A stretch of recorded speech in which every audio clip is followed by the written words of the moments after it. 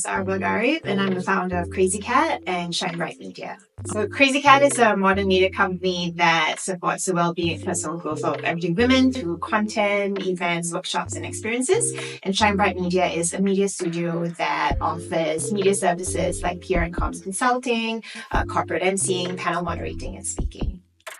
I was a very extroverted child. I remember I used to love singing, dancing, like any of that sort. Like my siblings and I would put up performances for our parents. And my dad worked in the media industry, so I was very much exposed to the media in a way of like concerts and all of that. So I think I love like performances and the stage. And so even in school, I was involved in like musicals. I remember I was Dorothy in Wizard of Oz, so I was that child. And I think because my dad worked in the media industry, I was very much intrigued about the world of media and how it works, and the power it has actually to kind of really inform, educate, and shape perspectives of like everyday people like you and I.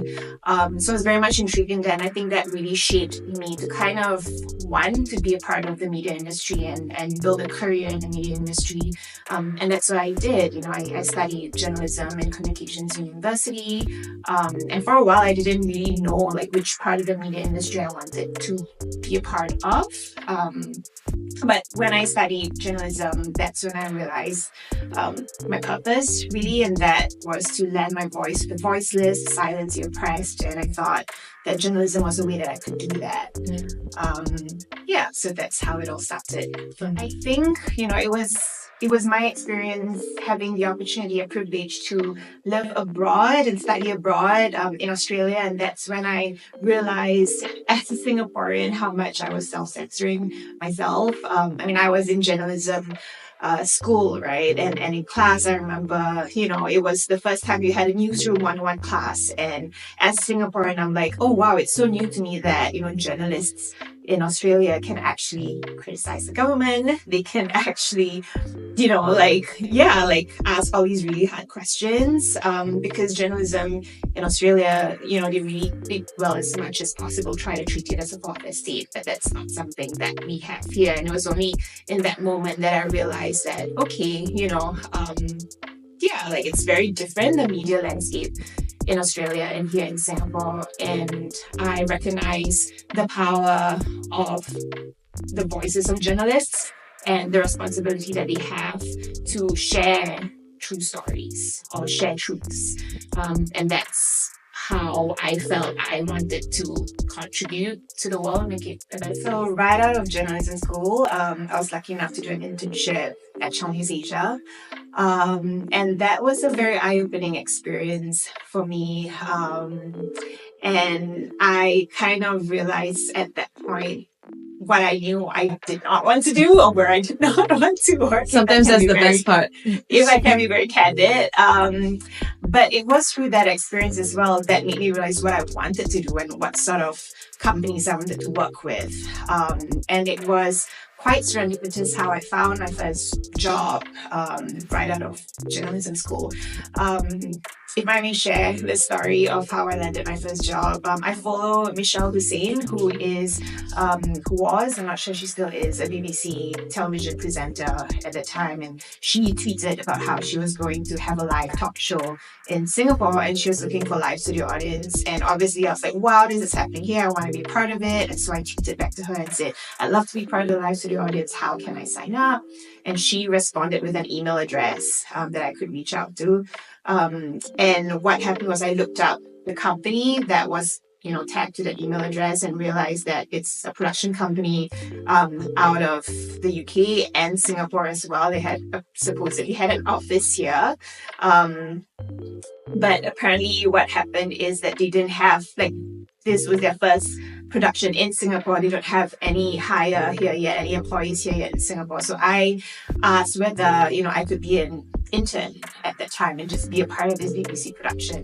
And obviously, that was, being a part of a global media production, that was something that I didn't think I would ever get an opportunity to do, so I jumped at it. And so that, I was an intern, and then I became their first hire as a researcher, and then slowly became assistant producer, director, and climbed my way through that company. And I forgot the question. No, just it was in general, like how did you, was it easy starting something on your own and getting to your purpose in your journey? Okay. Yeah, so I think, really those first few years of my career working in media, documentary production, I learned a lot about what I appreciated, what I liked, what I didn't like. I recognized what my strengths were, what weren't, and I really had to learn the hard way because I ended up in the hospital. And this happened like 10 days before my wedding, before I got married. So I imagine, it was burnout. Like at that point, this was, I don't know, maybe like over 10 years ago, we didn't have the language and understanding of burnout or like mental health, or mental health awareness. At that point, I think slowly we're starting to pick up the language, therapy speak, as they call it, but it was still very new to a lot of us. And so it was, when I ended up in the hospital, I thought it was a physical manifestation. And it was a physical manifestation of a mental breakdown, essentially. Like I was just exhausted. I was burnt out. And it was during the hospital stay when I really dug deep into questioning why I was in the hospital. Essentially, yeah, I was ill, but I realized and recognized a pattern for me when I was in post-production. That's when I would fall sick very often. It was just kind of this pattern, and I felt like my body was trying to tell me something, and I really tried to listen to it. And I thought about, okay, is this something that I really wanted to do? And this being, documentary production, being in that industry, because it is quite fast-paced in a way, like the hours are like really long and it's just really stressful, and obviously my body wasn't able to really take that on. But at the same time was like wondering, okay, why am I falling sick every time this happens? And when I'm in post-production, that's when I realized, okay, I wasn't playing to my strengths. When I'm in post-production, that's not something I was the best at. I was really struggling with it, and I think for a long time I equated that to failure. And I thought, because I'm not good, or not as good at something, at this, like my colleagues were, like I'm a failure. And that internal self-talk obviously got to me, and it manifested, physically the way it did. So it was during the hospital stay that I really thought about, what my purpose was, and really truly identifying it. For a long time, for the longest time, I thought that being a journalist was the only way I could lend my voice, was the only way I could serve that purpose. But then I realized it didn't matter what I did. I could still serve my purpose and fulfill my purpose through other ways and other jobs. And that's when I thought about, okay, what were my strengths and what was I good at? And I knew I was good at getting people to trust me to tell their stories. I was able to connect with people. It was through vulnerability, and for them to feel safe enough to open up and tell me their stories, through interviews that I conducted for television, for the documentaries that I produced. So it was a lot of communication, a lot of that I was quite good with doing. And so I realized those were my strengths. And I thought, perhaps I could, go into communications. So that's when I moved into communications, and quite serendipitously again found a role with Dr. Strawborders as the communications officer. And then did that for about 5-6 years, and full time. And then I was building a side hustle at the same time. That's when CrazyCat actually started in 2017 as a side hustle. It really started with my own journey of self-discovery as a younger woman then, and I was looking out for role models, or rather stories of everyday women that I could relate to. There are a lot of women communities and women groups. But the stories and the narratives I was reading didn't really resonate with me. There were a lot of stories of women who had arrived at their versions of success, but not really, and it didn't really talk about the destination to get there. I was really interested and curious about the real stories, the everyday stories, the struggles, the bad days. And essentially, what that meant was vulnerability. For women to really be vulnerable about what they're going through, because because I wanted it to be real. I wanted it to be, true. And because I didn't see anything like that out there, I didn't find anything like that, I decided to build one on my own, and that's how CrazyCat came about. I think the job economy is changing today. I think we know a lot more people who are in the gig economy, who are like freelancers, who are building their own businesses, who are entrepreneurs. And I think that's been changing and that's evolved over the past few years, especially in Singapore.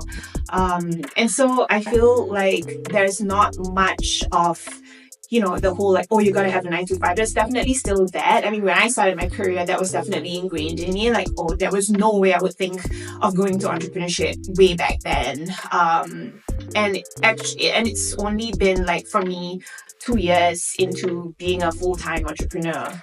Full-time solopreneur actually, because I'm doing it all on my own. And when I decided to like quit a stable job and go into like full-time entrepreneurship, I think generally, like, my parents are very supportive, but obviously I was already married with a kid at this point. So it was a discussion I had to have with my husband. He's a lot more risk averse than me. So I think it's a lot more uncomfortable for him to kind of accept that, okay, this is the path I wanted to take. But, he's incredibly supportive and he's like, you know what, but this is what you want to do. And I know, like, if I were to say no, you're going to do it anyway. So he's like, yeah, sure, I'll give you 2 years. So it's been 2 years now. And, any entrepreneur would know that it takes longer than 2 years to kind of really get into the groove of things. And it hasn't been easy. Like, the past 2 years haven't been easy at all. And especially now that I have a lot more at stake, I have a young family. There's definitely been a part of me that wished I did this earlier, like before I had a child. But again, I feel like it all happens for a reason, and there's no perfect time to kind of really start your own company. And I'm learning as I go along. So in terms of whether there are naysayers, not really. Thankfully, I'm very privileged in that sense. And to be honest, like, I have a lot of female founders, I found a community of female founders, and that's been incredibly important in my journey so far as an entrepreneur. And I honestly wouldn't be able to do it without them. I think vulnerability is still seen as a weakness generally by a lot of people, especially in Asian communities, in Singapore as well, for sure. You definitely need to be bold and you need to be brave in order to be vulnerable. I mean, I wish it didn't have to be that way, but it is still that way today. So through CrazyCat, what we do, all of our events actually are rooted in vulnerability, in authenticity, and it's really, you really see the power of vulnerability and how that allows for deeper and more authentic connections amongst people and amongst women, especially within the CrazyCat community. So I mean, I see the magic and I see the power, and I know that.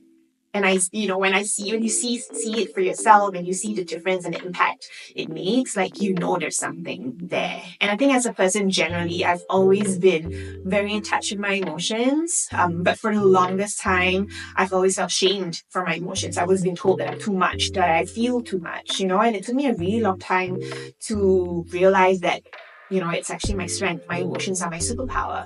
It took me a really long time for that, because in society, like, we've all been told, like, no, don't cry, like, no, oh, it's so shameful when you cry. So it took me a while to really unlearn that. And I think through CrazyCat and through seeing, with my own eyes and feeling, it's not just seeing, but it's feeling and experiencing, because you do remember what you feel. And I think that's just generally how it is for everyone. And as humans, like, we want to always feel seen, heard, and belong, right? And vulnerability is the essence that can help with that, truly. And I've seen that, felt that, the power of that. And so I deeply believe in the power of vulnerability. And and I think, that's something that I feel there are spaces where it's still not welcome, especially in the workplace, for example. But it's something that I'm slowly hoping to kind of like break through, right? Because it's not very, it's not common. But hopefully, I mean, I believe in it. I see that more and more people are talking about vulnerability and the importance and the power of vulnerability. So I hope that will change over time. Success to me today looks like me being in alignment with my truth, my true self. Yeah, I think I've been on this journey of like trying to figure out what that is for myself, and it's been the most uncomfortable journey. There's a lot of unlearning, there's a lot of healing that has had to happen, and it, the journey is not linear. But I think like that is what success looks like to me. I would feel the most successful if I'm being my truest, most authentic self. Amazing. Thank you so much for joining us.